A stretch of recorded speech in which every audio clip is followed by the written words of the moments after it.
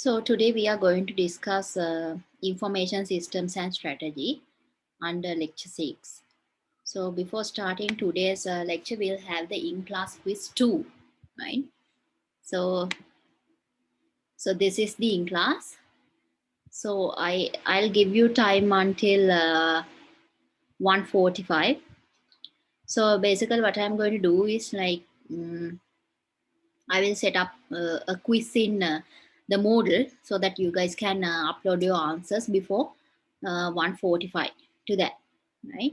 So if you have any connection issues then and there, so it's better you put a message in the chat and then you can uh, rejoin, right?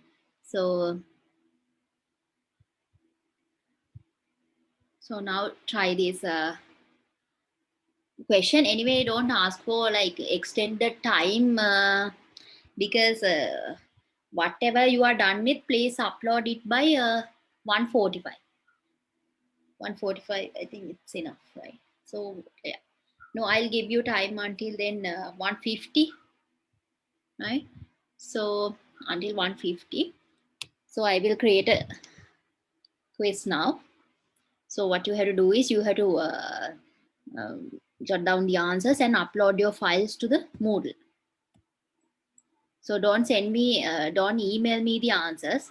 What you have to do is, I think you are clear with that. So you have to upload the answers to the Moodle, right? And don't copy answers from others because I'm going to check for plagiarism issues, right? So yeah.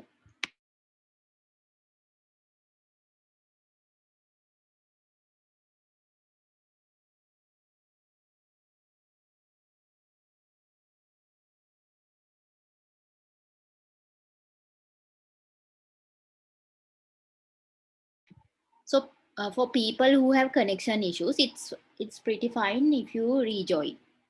That's okay, right? Um, Only thing is I don't want people only to participate for these in-class quizzes, right? So if you just come for the lecture and there's a connection issue, then you then quit and then you rejoin. That's fine, right? So now attend this quiz.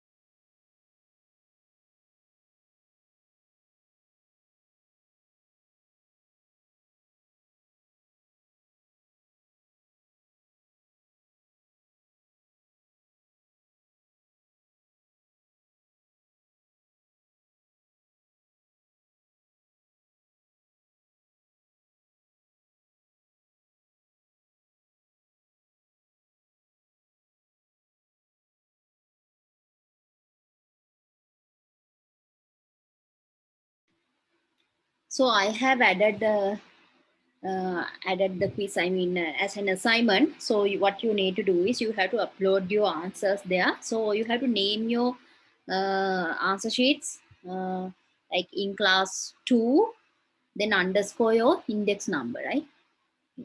So you have time until 1:50.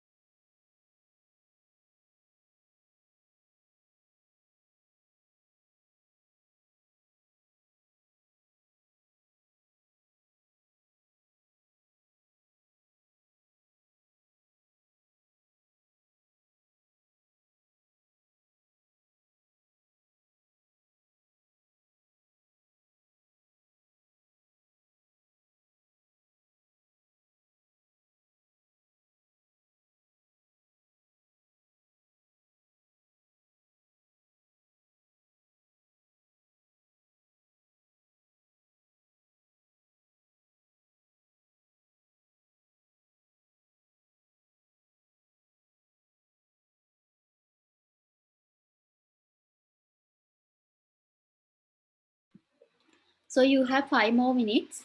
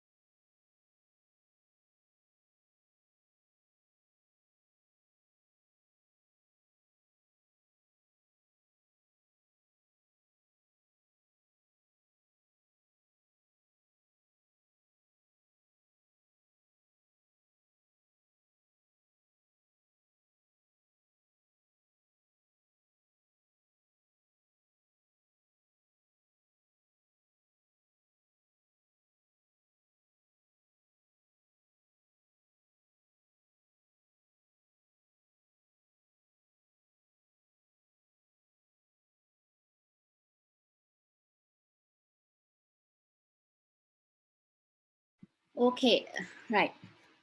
So yeah, good. So like 68 people have submitted answers.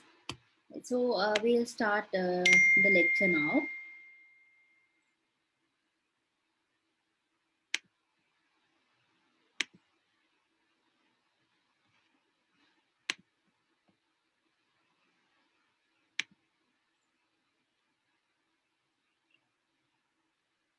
Okay.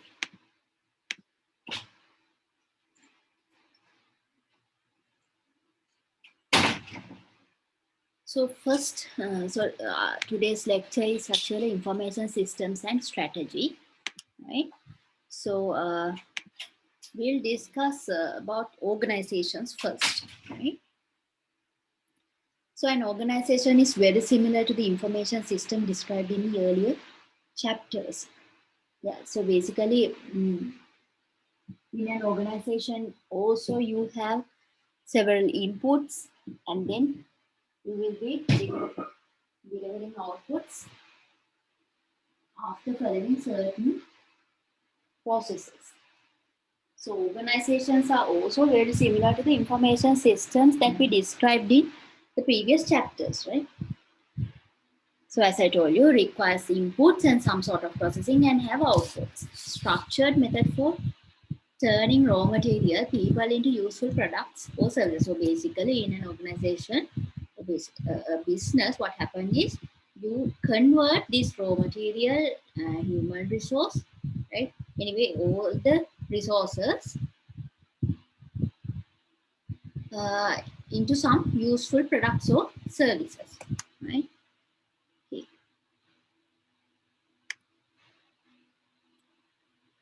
Then we'll discuss about this organizational politics. People have competing points of view. Yeah. So, if you take a group of people, right? Different people have different points of views, right? When it comes to the allocation of important resources in an organization, competition can heat up between people and departments. Yeah. So, in an organization, when resources are to be allocated for different purposes, so since different people have different perspectives, they tend to argue that they are based on their point of view, right? So there can be some sort of a competition, right? Because all of them are competing for a limited amount of resources, and then there can be some sort of a what do you call competition in between these people and departments, right? The internal competition can have a positive or negative influence on the organization depending on how it's handled by management. So, when you, let's say, so when, as an individual, when you do something, you are criticized sometimes. But some criticisms are actually constructive, constructively done. So, if they are constructive, then that's important for you to, improve yourself, right? So if they are destructive, then if the sole purpose is to harm your reputation or something like that, then they are not worth.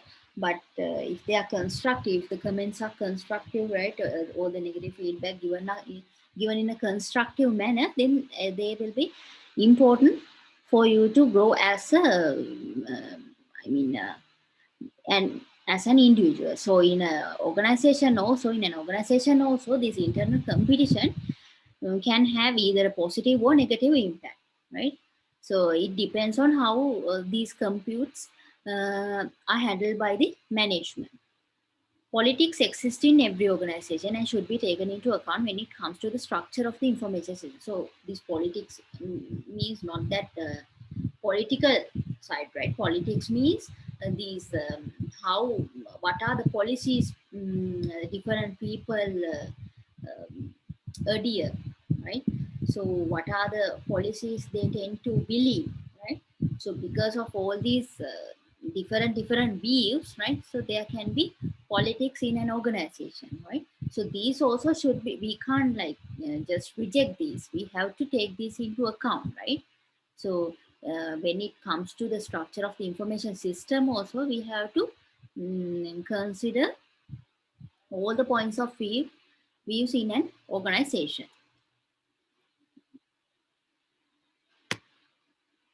Then we'll discuss about organizational culture, the values and behaviors that contribute to the unique social and psychological environment of an organization. Yeah, so basically this organizational culture means the values and behaviors that are being adhered or followed by these people in an organization, right? There are some sort of a pattern how the things are happening, right? There's some sort of a culture, right? So that's how a particular organization becomes unique when compared with the other organizations, right? Every organization has a dominant culture. Yeah, so there's some sort of a dominant culture. So the culture that is followed or adhered by the human resource available in that organization, right? Large organizations also have numerous subcultures which consist of the core values of the dominant culture and additional values. Yeah. So in these large organizations, what happens is when you have these subdivisions, right, different departments, right? So then they tend to have like subcultures, right? But anyway, these subcultures, they have these core values that are taken from the dominant overall culture, and some additional values also can be there, right? Organizations may experience clashes between the culture and desired changes brought about by new technologies. Yeah. So, when a new technology is to be introduced, what happens is the existing traditional culture will be changed, right? So, there can be clashes between this culture and the desired changes, right? So, example, when you introduce internet, remote working, collaborative, for an example, nowadays you can see with the pandemic situation, so remote working has been introduced, right?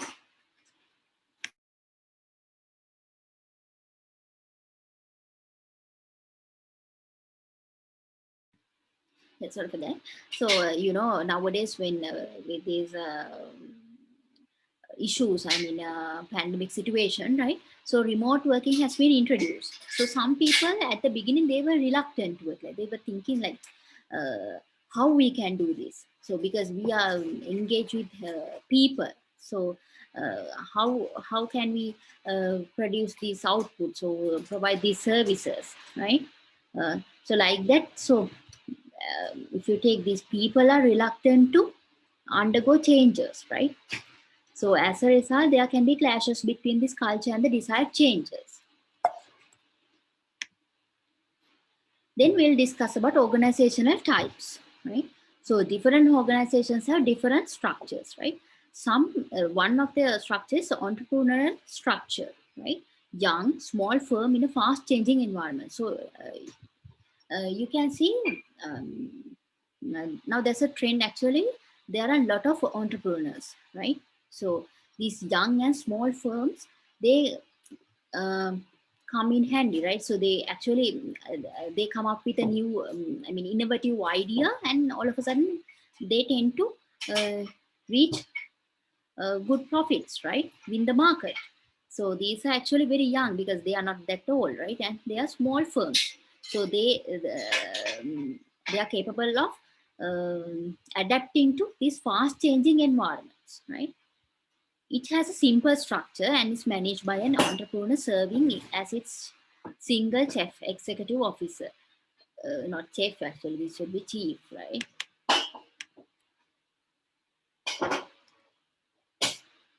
So, yeah. So, in a basically in an entrepreneur structure, what happens is there's only one person, right, who is the entrepreneur, right? He is managing everything, right? So there's a single chief executive officer, right? So basically, these small startup businesses have these entrepreneurial structures, right? Then there are some organizations, their structure is machine bureaucracy, right? Large bureaucracy existing in a slowly changing environment, producing standard products. So they're basically reluctant to go through changes, right? They're changing, but in a slow manner, right? Centralized management and decision making. So why? Because these they are so much reluctant for changes because there's a centralized management. Because the overall organization is controlled by a central management, right? So it also becomes a reason why why they undergo only slow changes, right? So examples are mid-sized manufacturing firms. Okay, then another type is the divisionalized bureaucracy, a combination of multiple machine bureaucracies, each producing a different product or service. Yeah, so another type is this divisionalized bureaucracy. So there, what happens is instead of a single machine bureaucracy, they have multiple machine bureaucracies, right? So each of those are producing a different product or service, right? So one of the examples is General Motors, right? Then there's another type as professional bureaucracy, knowledge-based organization where goods and services depend on the expertise and knowledge of professionals. Professional bureaucracy means like, you know, these organizations which are provide professional services. So for an example, medical centers, right? So they are providing some sort of a profession, right? So because the doctors are there. So basically if there's not if there's no pharmacy sort of a thing, right? So there are no products, so they are providing some services, right? So likewise, they are using these knowledge bases, right? So knowledge-based organizations where goods and services depend on the expertise and knowledge of the professionals, dominated by department heads with weak centralized authority. So basically, these are dominated or controlled by these department heads, right? And weak centralized authority. For an example, actually, these school systems and universities also. Now, you know, if you consider your department, so the department, overall department is handled by the department head, right? So anyway, there's some sort of a centralized authority within the university, which is what you call the administration. So, you know, in our university, the administration is not that efficient, right? So so they are for these maybe exam fee handling and all those financial stuff. Those things will be handled, but anyway, they cannot interfere to these departments, right? I mean, these academics that are happening within the departments, right? So some basic examples are school systems and hospitals. And then we'll discuss about business processes, right? So if you don't understand anything, just bug me. Just tell me like, oh, you don't understand. Please explain it like that. Right. Okay, we'll discuss about business processes. The way a business organizes its workflows. Yeah. So basically, a business process means how a business organizes or manage its workflows. Right. The method it uses to accomplish tasks. So it has any organization has a list of tasks. Then there's some protocol or procedure that is followed by the business in order to reach those or accomplish those tasks, and the way it coordinates its activities among employees, customers, and suppliers. So basically, the business process also can be known as the way how it coordinates, right? Its activities among these employees, customers, and suppliers. So all these three things actually, these are the how the way a business organizes its workflow, and then method it uses to accomplish tasks, and the way it coordinates its activities among different people, right? Uh, so all these factors determines the business processes in an organization. Some processes may have contributed to the organization's success and now outgrown their usefulness. Yeah. So there can be some processes actually they have contributed to previously for the organization's success, but now have outgrown their usefulness, right? Information systems can help an organization recognize processes that need to be changed. So such processes have to be changed, right? Because they are now those processes are not that useful now. So an information system can help to recognize these processes which require to be changed.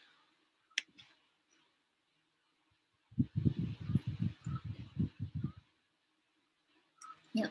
So basically, using an information system, uh, through an information system, these outdated processes can be automated sometimes, or to determine that they are no longer needed, right?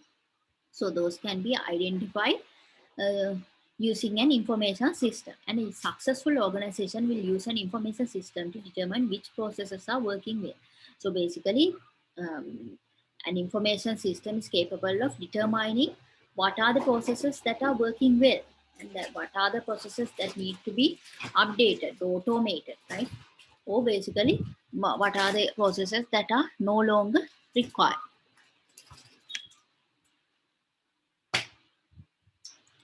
Okay, then let's focus on why these organizations build information systems, right? So, what are the reasons? Internal reasons are the values, norms, interests. So values means, so information systems can add some value to the organization, and there are some norms. Norms means they feel like now, since everything, the technology is developing, and also there's a norm that it's good to have an information system within an organization, and there can be interest. Actually, people are interested in having an information system and making their processes efficient, right? And externally, uncertainties. Uncertainties means you are not sure what will happen in the future, right? And there can be opportunities. So opportunities means basically, information systems.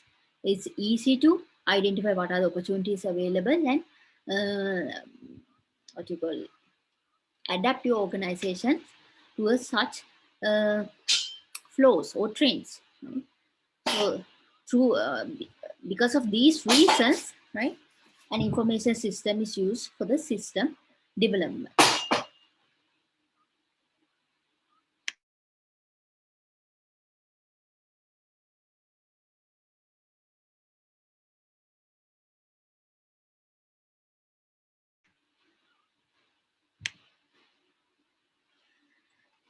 Okay, let's see why organizations build information systems. Organizations incorporate technology for many reasons. Yeah, so there are several reasons why these organizations incorporate technologies, right? The most obvious reason should be to save money through improved work processes and reduce manpower requirements and to beat the competition. So basically, the most obvious reason is to save money through improved work processes, right? And then reduce manpower requirements. So if you can automate these processes and all, right? So the requirement for manpower will be less and to beat the competitors. So if your competitors have these information systems, then it's better you also have them, right? Because otherwise they will have competitive advantage over you.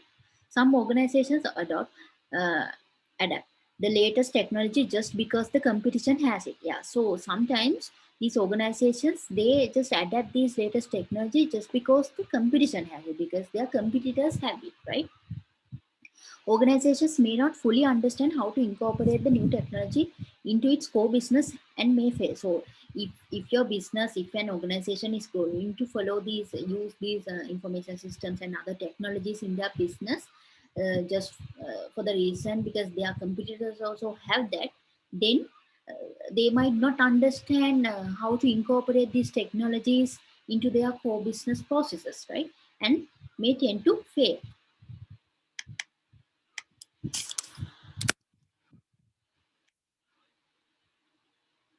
Now let's focus how these information systems impact organizations. First, we'll look at economic impacts. IT changes relative costs of capital and the costs of information. Yeah. So if you introduce IT in your organization, then it it may change relative costs of capital, right? How the capital is invested in different items or different areas, right? And also the costs of information will be obviously changed, right? So basically, actually, initial cost of implementing these information systems is little bit high, right? Information systems technology is a factor of production like capital and labor. So basically, information system technology is also a factor of production like capital and labor. So basically, a resource, right? IT affects the cost and quality of information. Yeah. So with the introduction of IT, it affects the cost of information and the quality will be high and the cost also will be high, right? And with the march of initial, the cost will be high, but with the march of time, you will be able to reduce the cost. And then we'll see how these information systems are going to impact transaction cost theory, right? Firm seeks to economize on transaction cost, the cost of trading in markets. Yeah. So firms always try to economize on transaction costs. So transaction costs are the cost of trading in markets, right? So they tend to reduce the cost. Traditionally, firms have tried to reduce transaction costs through vertical integration. So what is vertical integration? So vertical integration is now, let's say, drinking, mineral water,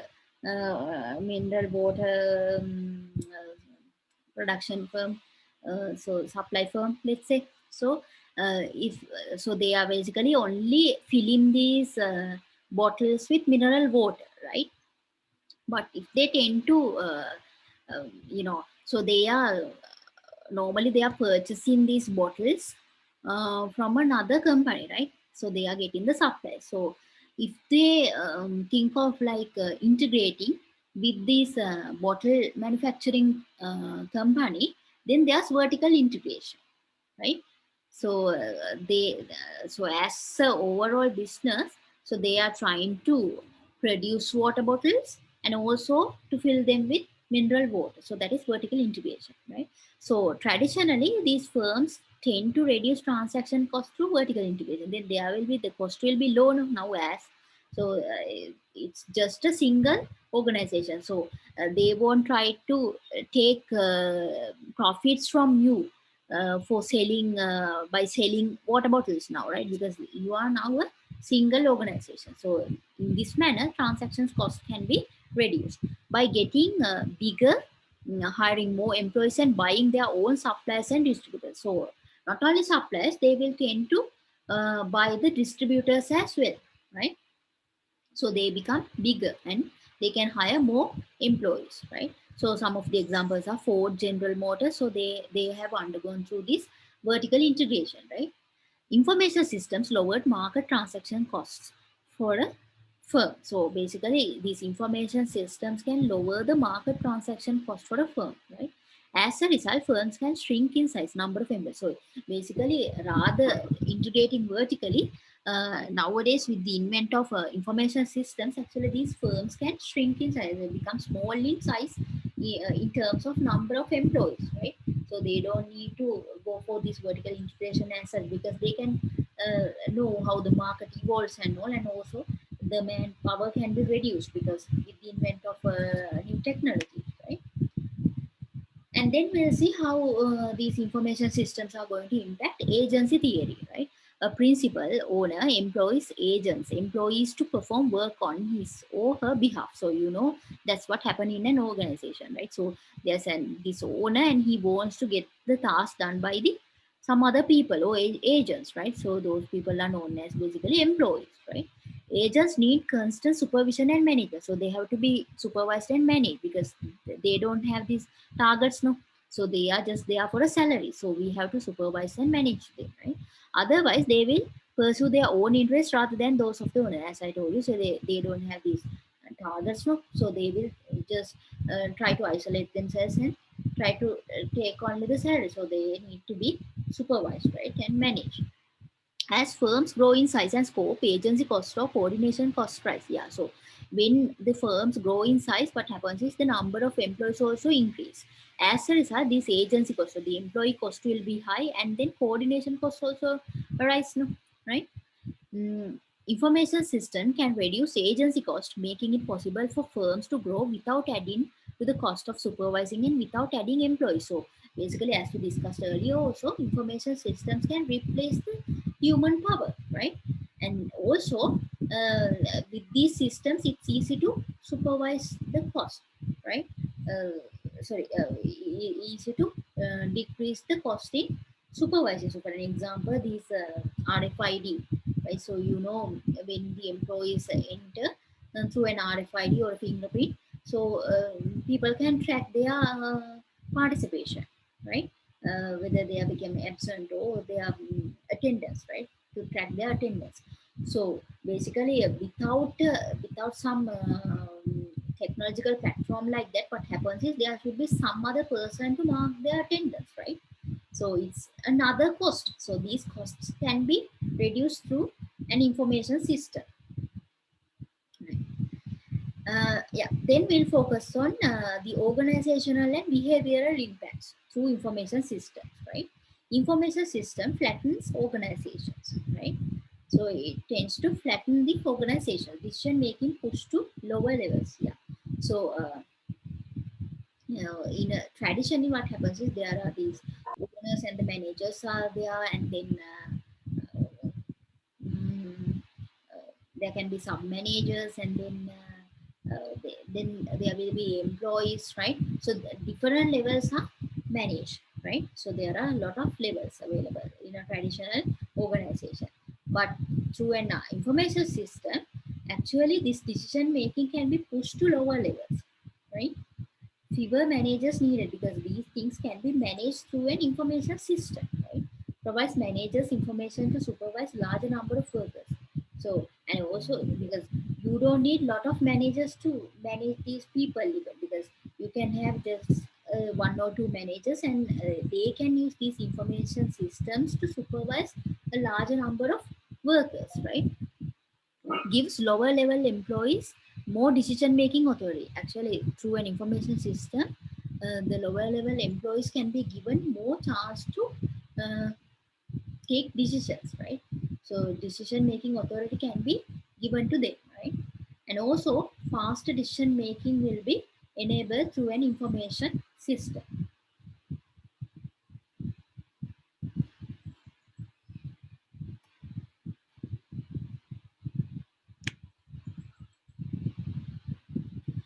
How information systems impact organizations. Yeah. So, as I told you earlier, so this is a traditional hierarchical organization with many levels of management. So, you can see many levels. So, an organization that has flattened by removing layers of management. So, in between these layers have been removed, right? So, this is flattened.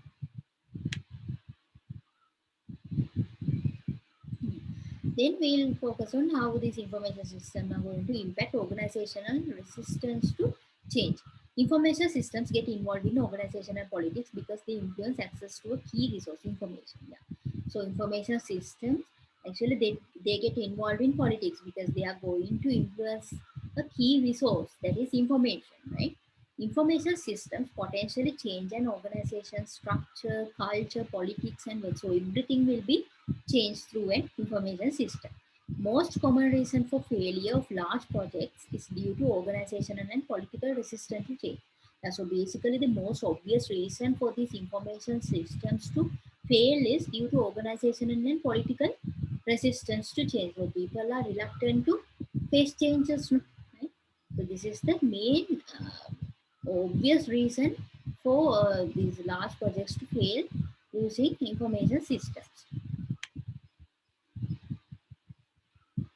uh, then we'll focus on the internet and organization. The internet has an important impact on the relationship between firms and external entities. With the invent of internet, actually now people are tend to connect with anybody, right? Do anything at any time, right? So even for a firm, right? It's so easy to build up relationship with external entities, right? And even on the organization of business processes inside a firm. Yeah. So inside a firm also, right, there are a lot of business processes happening. So have a relationship between those also through the internet, it's easy to conduct those relationships, right? Increases the accessibility, storage, and distribution of information and knowledge for organization, because everything can be shared, anybody can access, right? So all these are facilitated through the internet. Dramatically lower the transaction and agency cost. So agency cost means employee cost, and the transaction cost will be reduced dramatically through the invent of internet. Example, large firms delivers internal manuals to employees via a corporate website. Yeah. So in large firms, earlier in a traditional firm, what happens is all these internal manuals should be given to employees like physically. Those should be there. So that's also another cost. But now, via a corporate website, these things can be shared with anybody in the organization. Then we'll focus on strategy.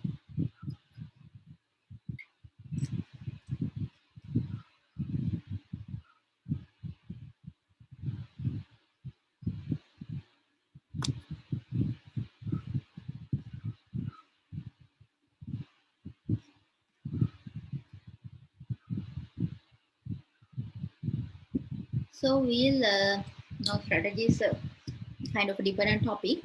So I thought of evaluating some of the projects now.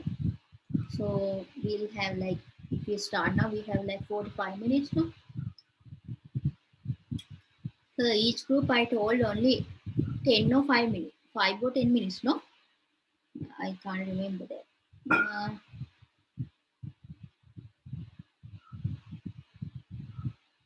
Okay, so we'll do like that.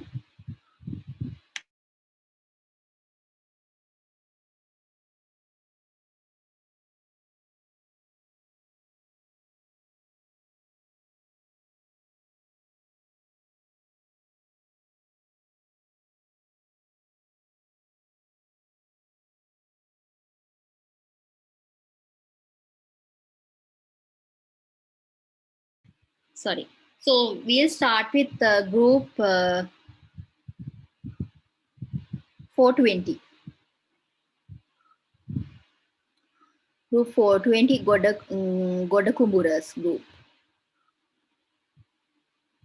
So can one of you share your screen and then start presenting? So I'll have to give you the access, I guess.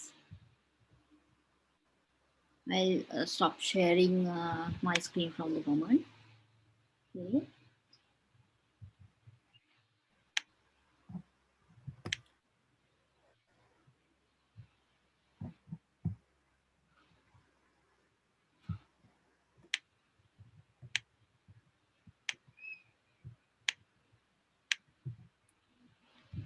I think you can share the screen. So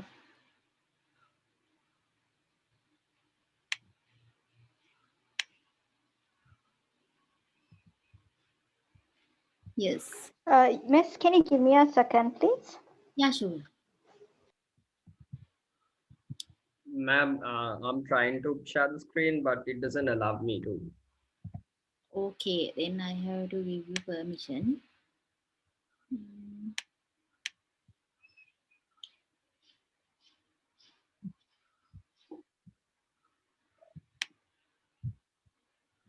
Yeah, so I have given you access now. So one of you please share the screen, and then like I gave you 5 minutes or 10 minutes.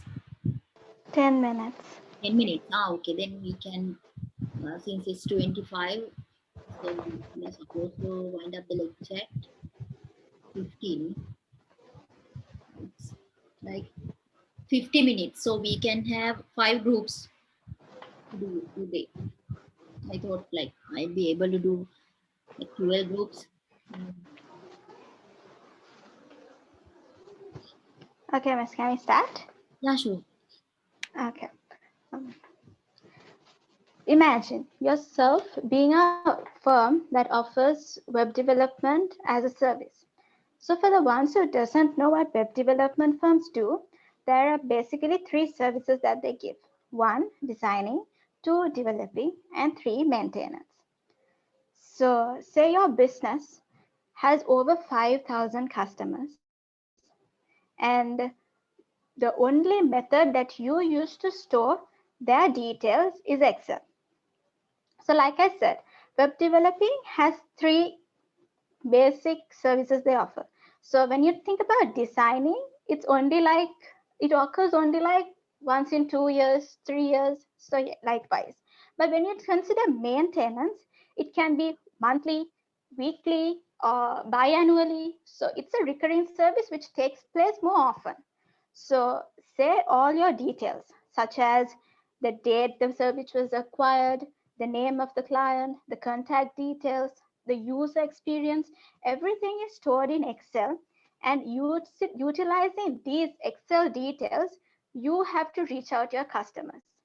So, like I said, imagine if your customer base is 5,000 and you have to send notifications every, like, according to the date of acquisition, like as when the time period expires, you have to send notifications when they need to do their renewal, or when they need to update, or when they need to do their recurring maintenance.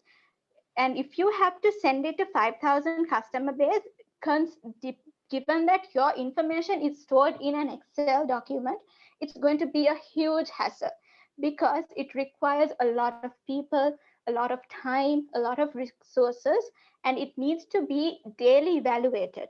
You need to daily filter out whose service needs to be sent a message.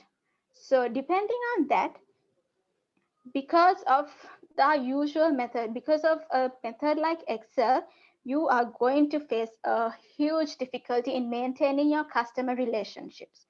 Your life, your work, your business is going to face, like your business customers are going to be in a huge trouble.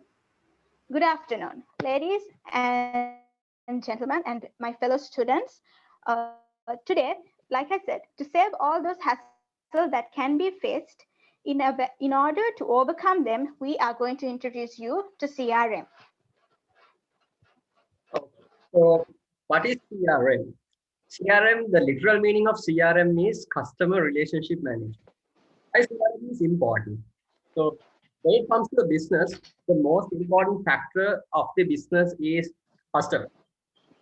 Without customers, a business won't exist. So before anything, a business needs to focus on giving the best experience which the business can give to the customer. So CRM is managing the relationship with customers in a way that the customer is satisfied. So CRM has to make sure that all of the businesses customers are satisfied, and they're gonna keep buying or requesting the service which the business offers. So there are various benefits of using CRM. Uh, mentioned in the slide, improved customer experience and customer retention and higher sales value. But other than that, imagine you're walking into a clothing store, and the people or the sales rep there are going to treat you nicely and are going to fulfill your requirement nicely. Wouldn't you recommend with your friends? Like this is nice to go and do some shopping. Likewise, giving customers a better experience. It won't just increase your sales revenue. It will help you for indirect marketing. It will enhance those customers' satisfaction, and you know the customer will be loyal hereafter. So there are much more functions related to CRM other than talking to a customer.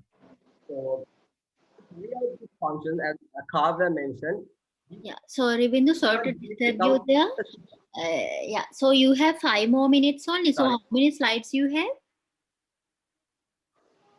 Yeah, fine.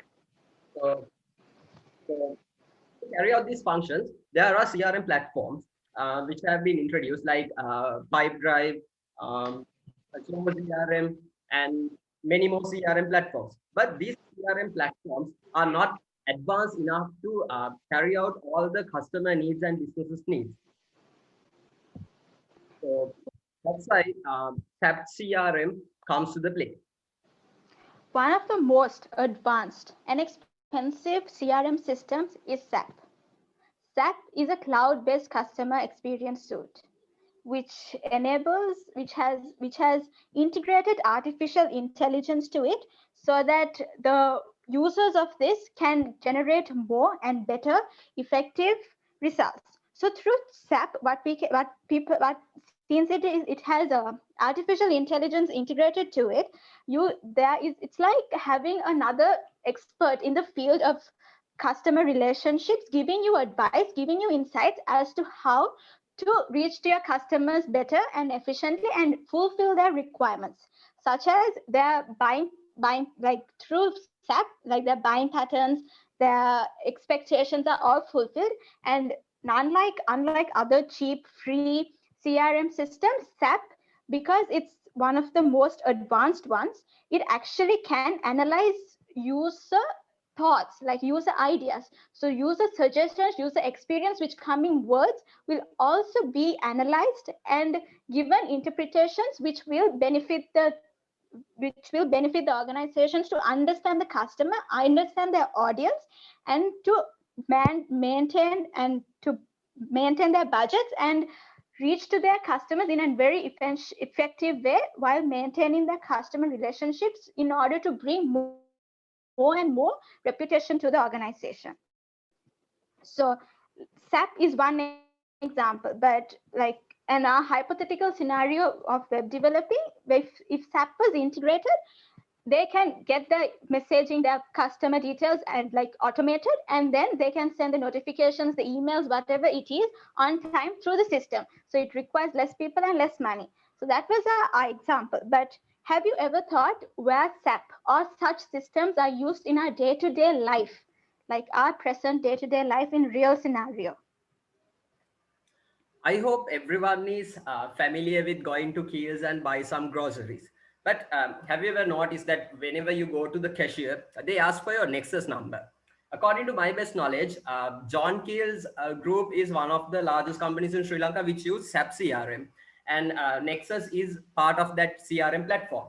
So what they do is they collect your they get your number, and they collect all the details about you, what you buy, how often do you visit their stores. Based on that, they send you offers, they send you discounts and everything, so they can, through this platform, they can analyze the customer better. They know, as an example, let's say you're a fan of Unilever products, but recently Kiehl's has introduced products under their own brand name.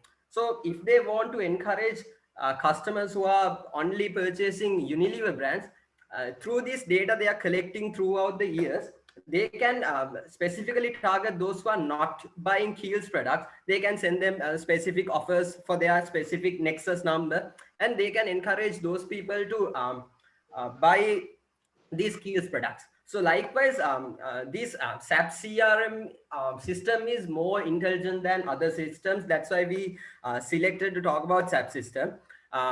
So these are the day-to-day instances where we come across with these CRM platforms. It's always make sure that the customer experience is enhanced and we get a better service from throughout the business process. So with that thought, I would like to conclude our presentation, and thank you very much. Okay, great. Yeah, thanks for managing the time. So yeah, so you are telling that the Kiehl's, these Nexus Nexus member platform that is handled by this what's the system you told? What's its name? I can't remember. SAP. SAP.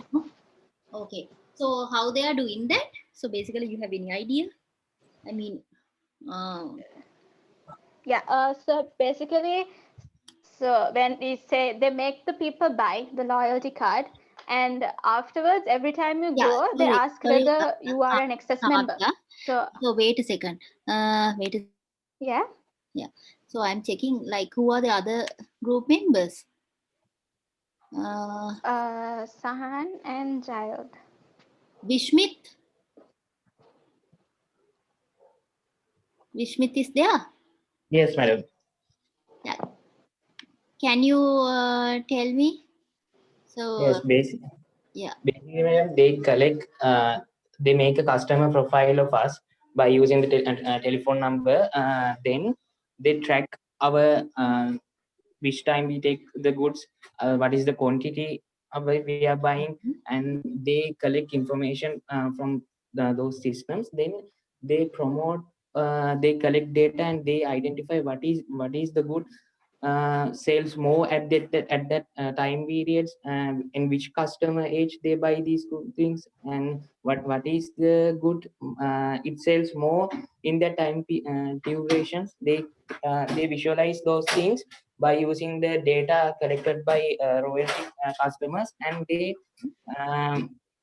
available the stocks according to that data collected. Okay. Okay. Thank you.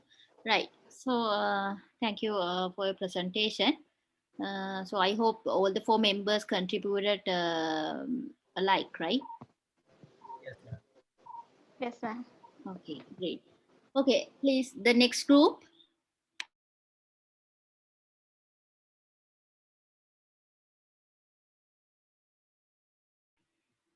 ABC. Yes, madam, that's us. Can you I please hope, start? Yeah. I hope I'm audible enough, madam. Yes, for me it's okay. All right. So if you can raise your voice a little bit, then that Sure. would be great. Can All you right, please? okay. Yeah, Just give me a second until I share the screen. yeah, sure.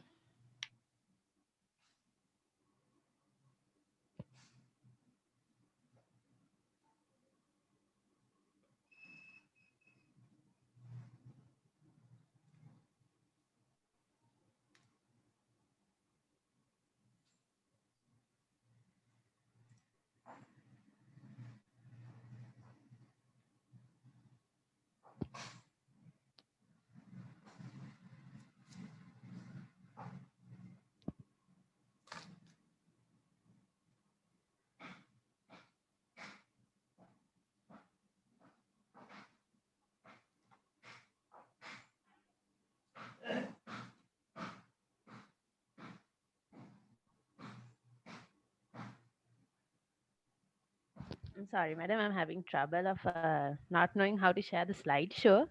Yeah. So in the So, bottom, you can see there's share screen button. There's a green button. yes, okay. So you just click that, and then you are able to select the particular screen that you want to share. Yeah. Okay. Great. All right, okay. Mhm. Okay.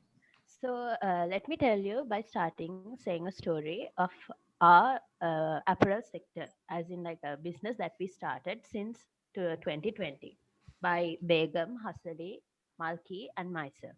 I'm Rochelle Comiston. So we started by the four of us.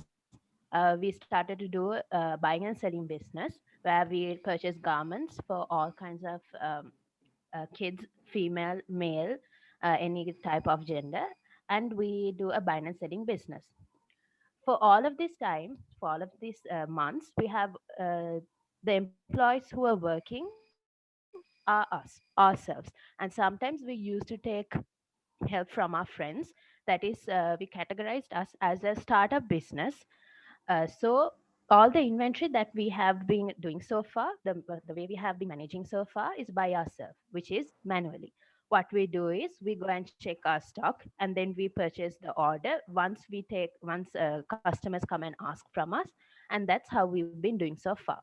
But as we have grown now into a small and medium enterprise system, this has been a tough scenario. And this is when we realized that us managing by manual is not going to be effective hereafter. So what we plan on doing is as our next step, we plan on taking as an inventory control system. If I tell you about what an inventory control system is, it is the process of ensuring that the right amount of supply is available within the business. The thing is, this is very crucial in the business for the efficiency, because we can't, when a customer comes and asks us for a good, we can't say that we don't have it. So, even though we are a small and medium scale enterprise business, we have to have stocks on our own. And also, according to the research that we did, we came across few inventory control systems, for an example, like Inflow and Odoo. And according to our four decisions, according to the four of us, we came into a conclusion that we will move on to Odoo. Why did we select this Odoo inventory control system? Is because this is free. This is an open source system that could be easily downloaded from the internet, and this supports to any interface at all. This is also a web-based system and a Python-based user-friendly system.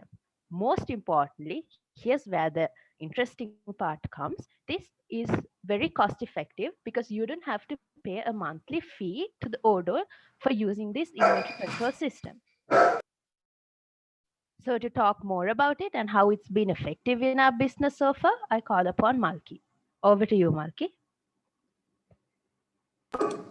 Thank you, Rochelle. A keen understanding of inventory turnover is important as to know when to reorder products. Manual inventory processing takes lots of time and presents a golden opportunity for mistakes and errors in processing.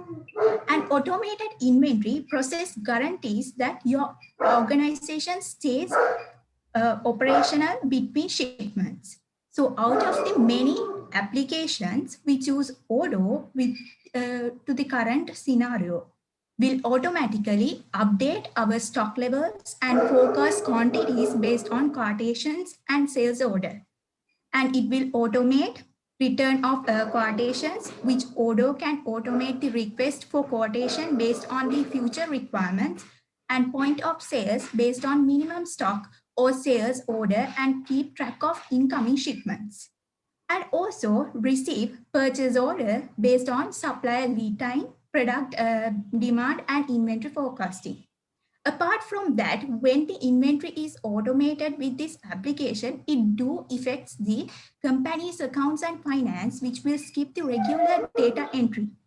Odoo inventory is fully integrated with Odoo accounting. So stock movements hits our books in real time by creating invoices automatically based on sales orders, delivery orders, or contract. Weave all your customer accounts information from one location. And finally, in conclusion, we can say that Odoo simplifies the process of our controlling and managing our stock levels with its open source ERP offering that is perfect for small to medium-sized businesses like us, which when implemented the right way leads to improved efficiency and productivity. It also helps your inventory teams to manage all their important operational tasks and functions effectively. Thank you. Great, nicely done. So actually you have a business, right? Yes, madam. Okay, great. So nice to hear that. Okay, so this Gunatilaka, I'm sorry, I only have these surnames now. Yes, ma'am. So are you presented, right? Yeah. Okay, then another one, Pereira. Yes, madam. Okay, so what are the challenges that you are going to face when you incorporate this Odoo to your system in your existing business? So did you analyze those? So you have any idea about that?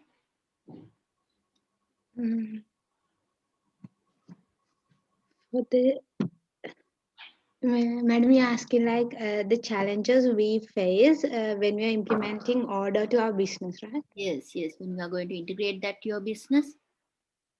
Well,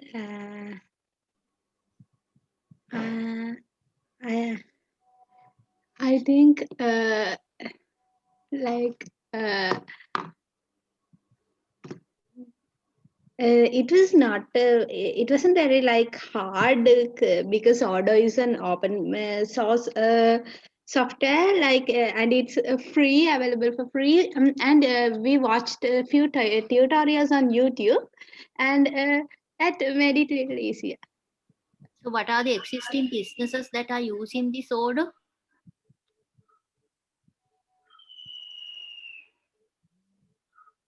Existing businesses, like small scale businesses usually use Odoo because it is free, available for free, but we search on the other applications like Inflow. Usually Inflow is used by large scale enterprises, and there's a big monthly cost to pay for Inflow. Okay, so then who is the remaining group member? It's me, madam. I'm Begum. Yeah. So you have any idea on what are the challenges you are going to face?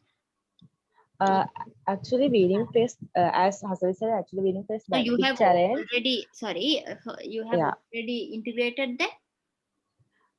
The challenge we face, madam, before integrating is to choose the like the most best software that we can have. So therefore, as Hasili said, Inflow, Shorty, there was like couple of apps with different benefits, but we went with Odoo because it's the most like friendly app that we can have. Yeah, madam, that's why. And plus as it's open source, and yeah, and you don't need to pay a cost for that. That's why we went with Odoo. While implementing that, we didn't have that a big challenge.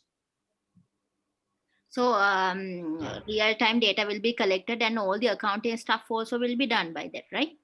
Yeah. Okay. So you need to do any auditing on that, or just I mean, the reliability. What about the reliability?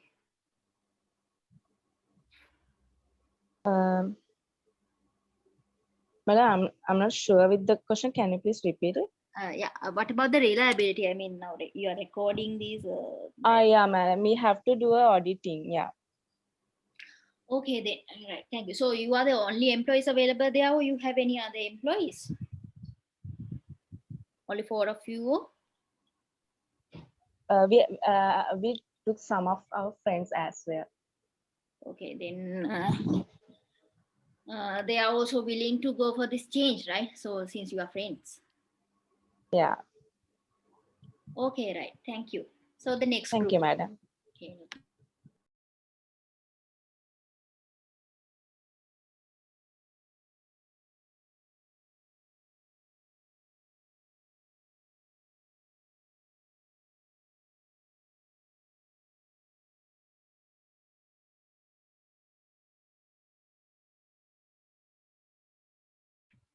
Yes.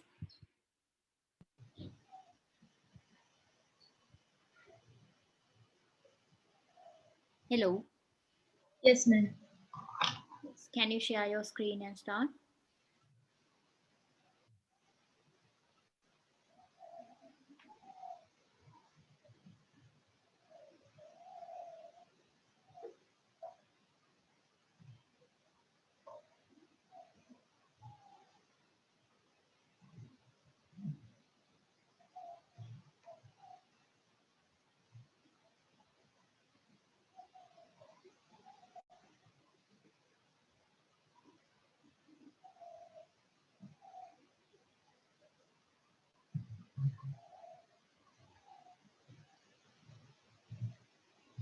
Good afternoon, everyone. I'm talking about human resource management system. Can you put that into presentation mode, Bhagya?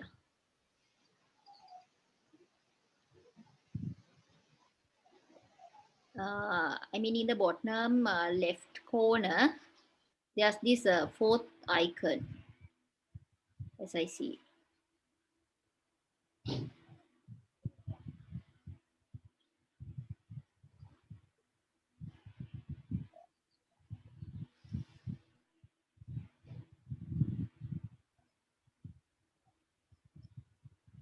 Just close that. Okay.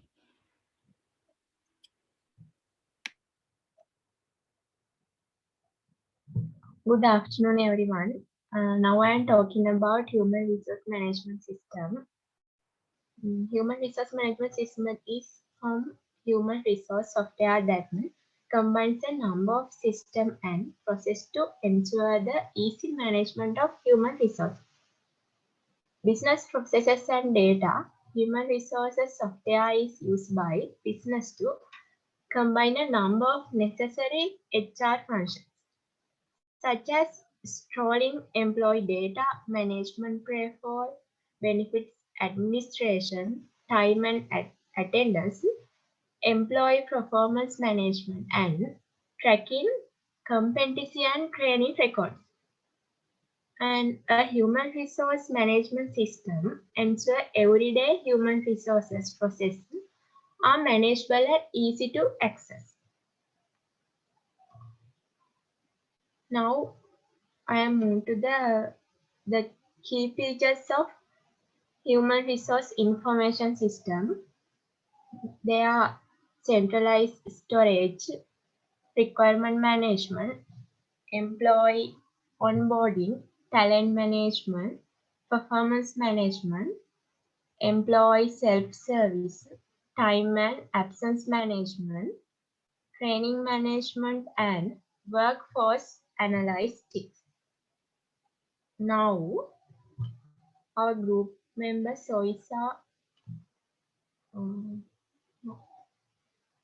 Sahani will talking about top 20 human resource information system. Thank you, Bhagya. I hope to explain about top 10 human resource information system. First of all, I will explain about Bamboo HR. The user-friendly platform here allow organization to transfer data from basic spreadsheet to advanced So HRIS you, Sahani. to their Yeah, sorry. So to disturb you now here, no need to explain about these all these human resource. What is HRIS means? Human Resource Information System, is it? Whatever HRIS. So no need to explain about all these, right? I hope you got the question. So can we focus on your particular question? I mean, what is the area that you are going to focus, and then what's the system that you are going to incorporate, right? So I hope you got my question, right? So what's the business scenario that you considered? So we'll go to that scenario, and then the selected or chosen human resource management system, right? So only need to explain that. No need to explain about all these because it will consume a lot of time, right? Hello.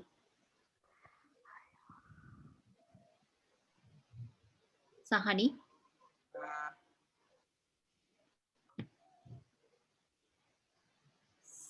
If Sahani is not there, another member.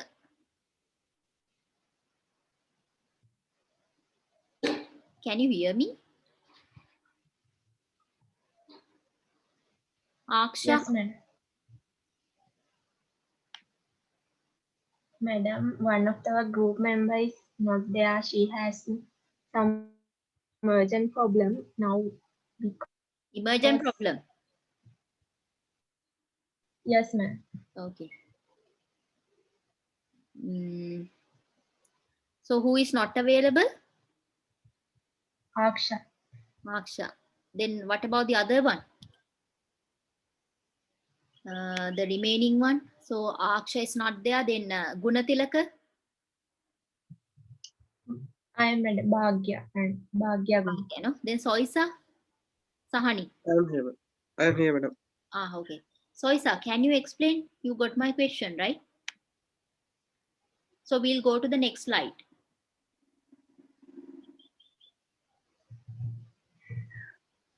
Thank you, Sahani. In traditional HRIS, practically we could only work administrative issues like monitor absence, salary structures, training information, media response, accessing to current information, medical information, and global administration. The main issue is to define what are the real implication and the role of information system in HRM.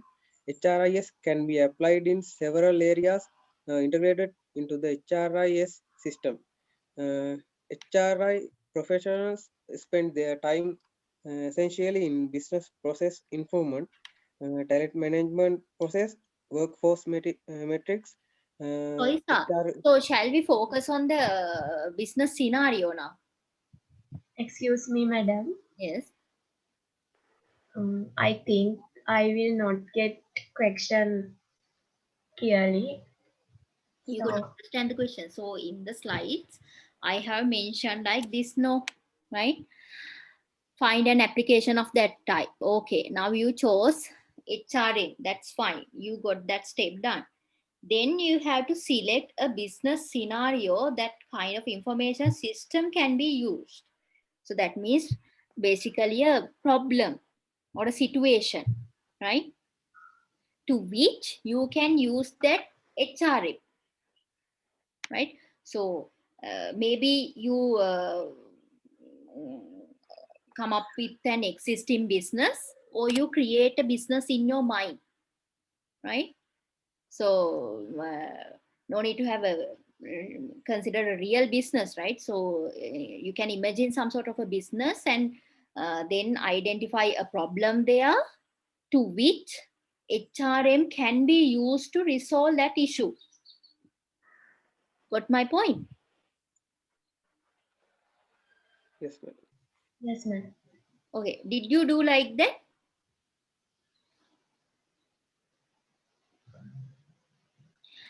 Go to the next slide.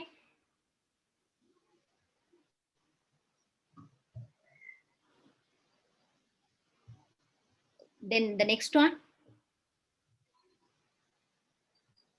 Okay, so I think you have not understand the question, right? Did you get my point? Yes, ma'am. Now we get. Okay, good. So I'll give you a chance, right? So you guys can do it in the next week, maybe, right? Okay, I ma'am. won't give Thank you. you chances again. I'm telling you, for the whole batch, I won't give these chances again and again, but I'll give like just for one last time, right? Okay, so we'll go to the other groups, the next group, blacks. Yes, ma'am. Okay, Winnie. Yes, you may start. That's the only name I remember. Okay, you can share the screen and start now.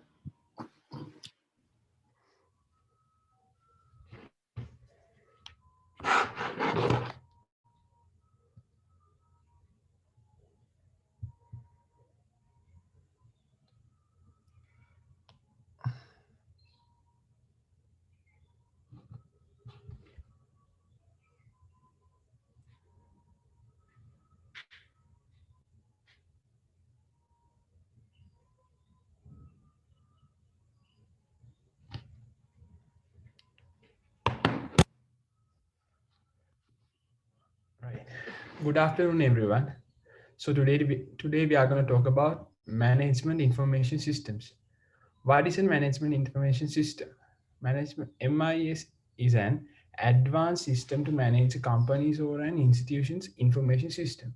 This system compares the actual results with the planned results and also with the results of last year. In this way, it is helpful to measure the progress of the company compared to the last year's performance and targeted goal. Why do we need a management information system?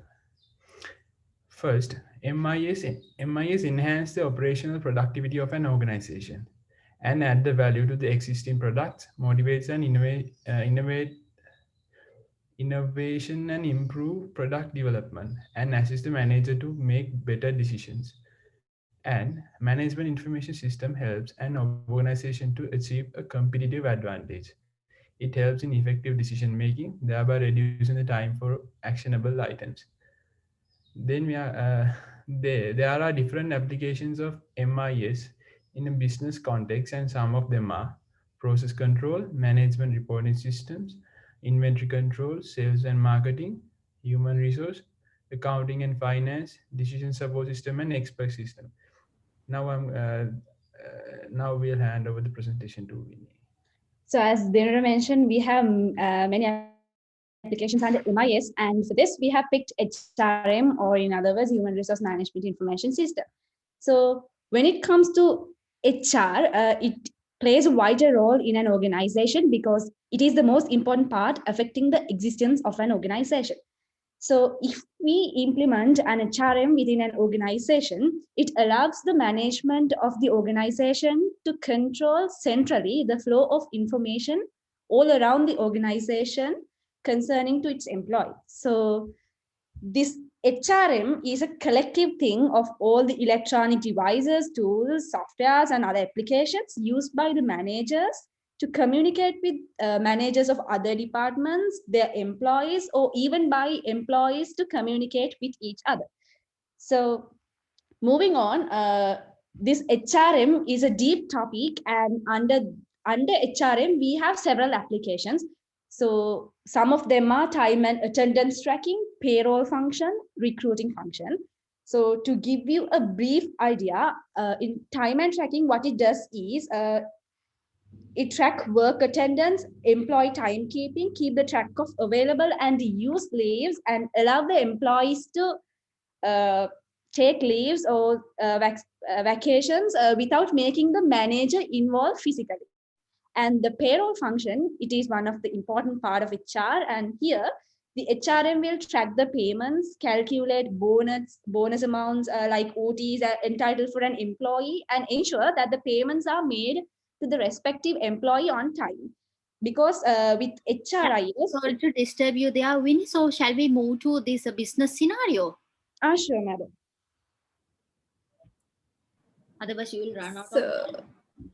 As mentioned by Uvini, there are so many applications of HRMIS, but for a company which is implementing the whole system, a good way to start it is by implementing a time and attendance tracking system, which doesn't really involve a lot of strategic decisions, which can start at an operational level. So the monitoring of clocking hours of every single employee is a very time-intensive task. Nowadays, the companies let employees to either punch in biometrically or log on to input their own hours. With MIS, but this process, this is automated, but it needs effective management. With MIS into action, managers can now approve leave requests, and the data can be directly linked to the payroll. So an HRM can keep a close tab on the punctuality and the attendance, which will affect the effectiveness of company operations in return. Over to you, Bao. So now let's take a hypothetical business where its usual procedure is in keeping track of the employee's attendance through an attendance registry in the main office of the company, where an employee has to punch in their time of arrival and leave, which is kind of prone for manipulation. With the introduction of MIS, following changes can be seen in the company. For starters, the room for manipulation of attendance and punctuality would be slim to none, with the system automatically calculating the attendance for the payroll. And moving on to the second option, the central database would be able to calculate the OT of the employees automatically, which would replace the earlier workload of using timesheets and getting the approval of the person in charge. The employees who had the roles to keep track of employee attendance and time can be eliminated from these jobs, and hence their efforts can be used elsewhere, or we can use them to cut down the labor cost.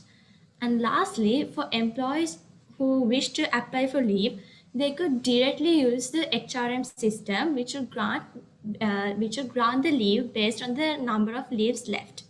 So they won't have to go through the whole process of getting the manager's approval. Moving on, even if there are so many benefits of using HRM system, we also see some drawbacks in the form of the expensiveness in implementing the system and maintenance, and the technical errors which could result in a crash of the system, and lastly, the low flexibility in the system. So even though there are certain disadvantages, as mentioned previously, related to HRMIS, the benefits reaped through it will, of course, override them. It will improve the overall efficiency of all operations in the company, allowing the management to carry out their daily operations much more smoothly and effectively with less errors. Maintaining HRMIS will enable the company to identify the potential problems well in advance, and hence enabling it to prepare for them and come forward with solutions beforehand. And this is why most of the successful blue chip companies maintain their own HR management information systems to optimize their performance and remain as business leaders in the industry. Thank you. Yeah, so what's the name of that particular application that you used? You considered? Is there any application that you chose? No, Miss, we are implementing the time and tracking, attendance and time tracking system, but we don't have an app for that. we are starting with the implementation of that system. So you guys are going to implement that? Yes, madam. Implement time and tracking, only time and tracking. Okay, so That's the first step. to implement it from scratch, right? No, madam, we got the ideas from this Namely, this lab called Namely. It's a software, by the way. The name is Mainly. Yeah, yeah. Okay, so that Not, means not you are not from the going scratch, to implement but we are something? going to add up our own ideas to scratch. Sorry? Okay, No? so anyway, you are trying to implement something from scratch. Are you going to do it actually? I mean, like, it won't matter for the marks. I'm just asking. I'm curious. No, no, madam. It's hypothetically we build up a scenario for this. Right. So what I wanted is just to pick up an existing application and move forward. I mean, this is not a We software. got the ideas from this, that's an existing application, a popular one called Namely. Right. Okay, then. So all four of you presented, right? Yes, ma'am. Okay, so you could have managed your time like effectively. I mean, you ran out of time anyway, so that's fine for this time. Okay, then the next group.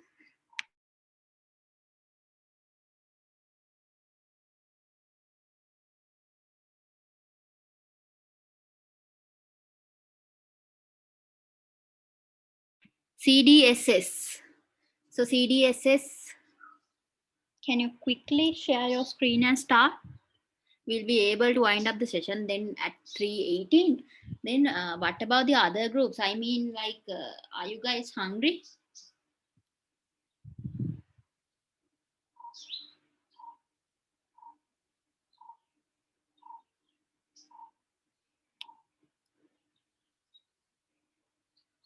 Okay, start.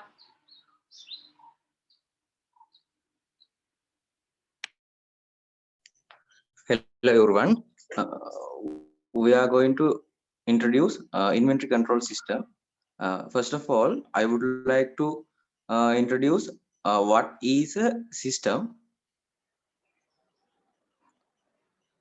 Simply, a system is an organized collection of parts or subsystems that are highly integrated to accomplish an overall goal.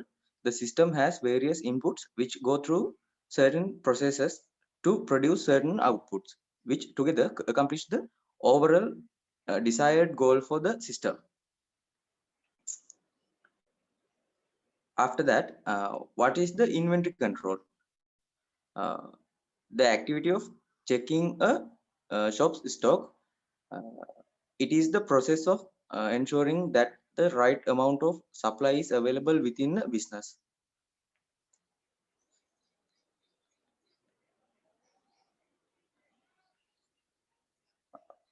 And also industries that cannot ignore inventory control, because inventory control is one of the key in the turning a small businesses into a large successful corporation that will be able to generate millions of rupees in annual revenue.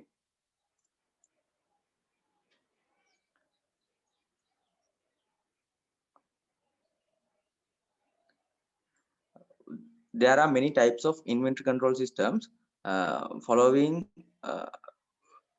there is a examples. First one is barcode inventory systems. Next, radio frequency identification inventory system. Another name is RFID. Other than that, perpetual inventory systems and periodic inventory systems.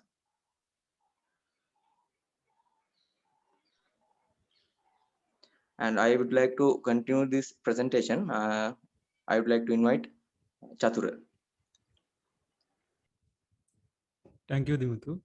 There are many benefits of maintain an inventory control system within an organization, namely in importance of inventory control. Why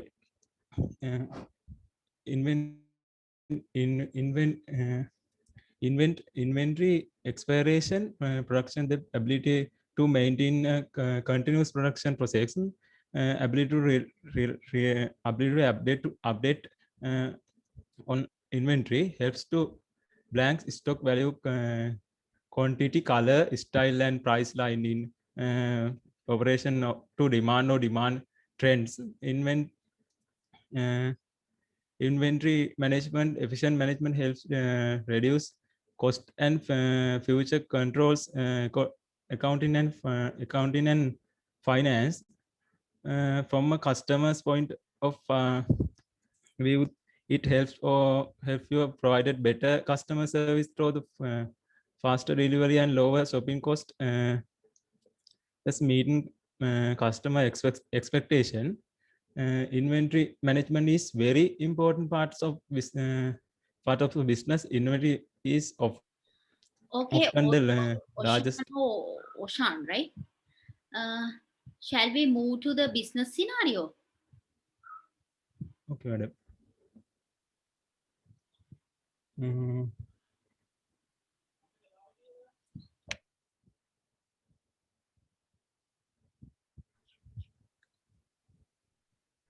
You have a business scenario?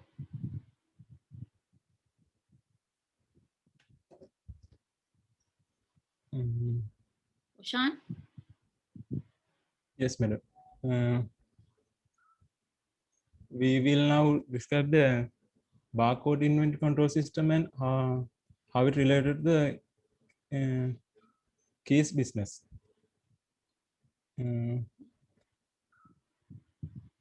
It is popular methods used to control the inventory system of the business organization.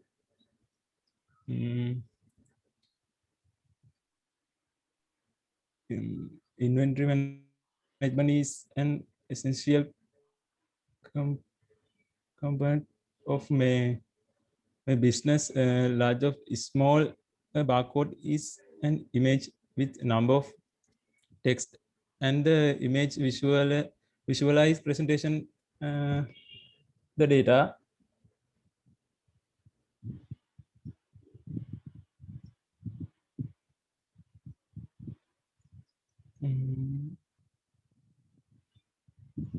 Although your inventory can be found manually or with spreadsheet using the barcode, inventory system is more efficient in the long run. It's inventory. I invite Sandhanu to continue our presentation. Thank you, Chatura. I'm going to talk about how the Keels business used the barcode system for inventory control.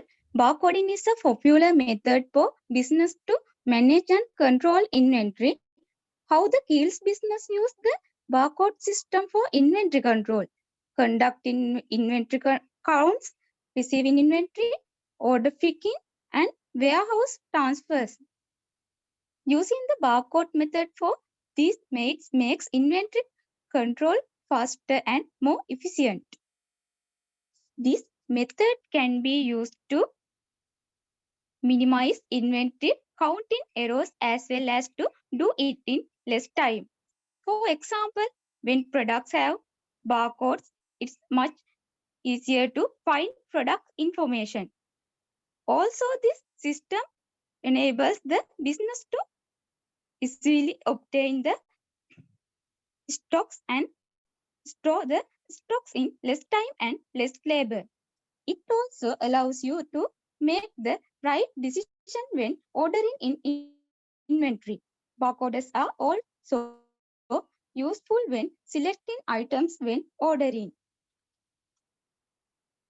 And that's where the Keels business saves store employees' time. The Keels business use barcodes to control stock, enabling them to operate efficiently within the business. Business benefit of using a barcode system: fast and reliable entering data via scanning the barcodes, reducing employee training time and employee training cost, ability to make a better decision, also improving customer service and increasing the company's revenue.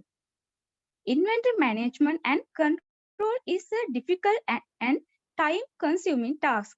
His business as well as other business inventory management, the business can reap many benefits from focusing on using this barcode system. The barcode system is a business strength. I hope you have an idea of a barcode system and its benefits. I have come to end of our presentation. So thank you so much listening for our presentation. Thank you. Okay, thank you. So who is the member that is left with, I mean, who didn't present?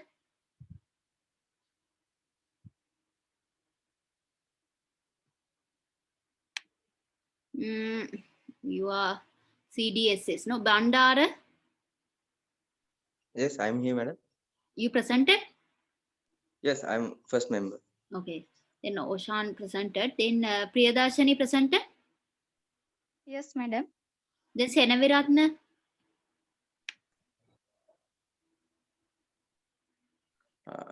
No, madam. You didn't present, right? So, so in your application, did you pick a particular specific barcode system? A barcode application, maybe?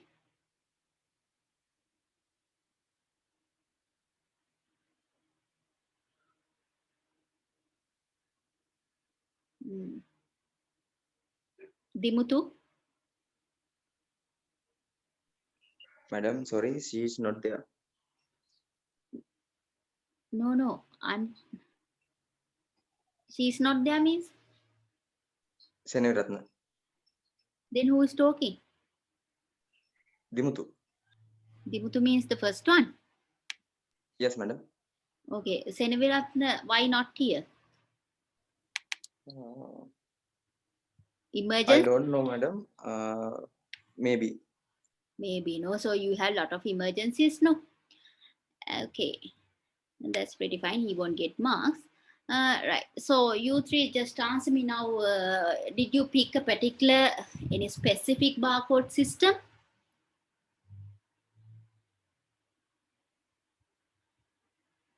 No, madam. You are just talking generally, right? Yes, madam. So did you research? I mean, search, not to research. I mean, at least did you search on existing inventory control systems? Yes, madam. On Did you Google. Google? Hmm? We search some information in Google.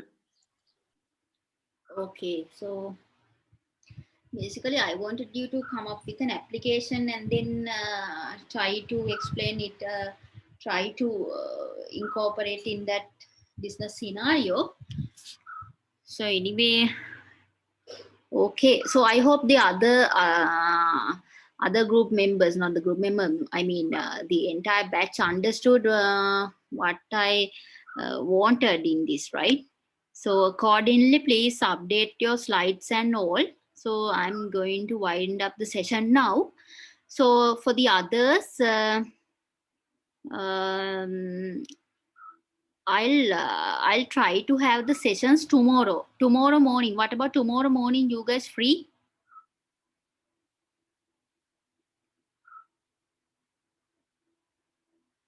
No, madam. In the morning we have a lecture. Until when? Until 12, I think. I'm not sure. Like the sir said, like if he's able to have another session, then he will get another 2 slots on Wednesday. So after till 3 p.m. we have lectures. Tomorrow, no? Okay, that's it. Then after 3, you guys are tired? Today, I'm also kind of hungry. So I have to wind up the session now. And anyway, I can start at the evening. But I should check whether you guys are okay. No? Because when I'm trying to have this session while I'm doing the lecture, then it's going to consume a lot of time and all. So there won't be enough time to do the lectures then. Anyway, today we had the quiz, so that's why we couldn't do it. At least then we could complete like two, 3 groups more. Okay, then Owen, can you please send me some free time slots available? I mean, like after 6, like that. Any time is possible with me until like 9 p.m. Okay, madam. Okay. So at least like, so we'll no need to have like lengthy time spans. I mean like 40-minute short slots. Like Okay. for 40 minutes, we can have 4 groups like that, right? And maybe the available group. So I think some people, they are not participating all the lectures. There are some lectures that you are not that are not compulsory, right? For all. There are no such lectures. So you are just in the first year? Second year, first sem. Maybe that's the reason. Okay, then just send me like some kind of a mail or just put a message, right, telling these are the slots available starting from today evening. Okay. Okay. So I can then complete this within this week. Okay. Right. Then accordingly, 4x4 groups can be allocated, right? So we'll do like that. Okay, then thank you all for your participation. Have a nice week. So I'm going to end the session now.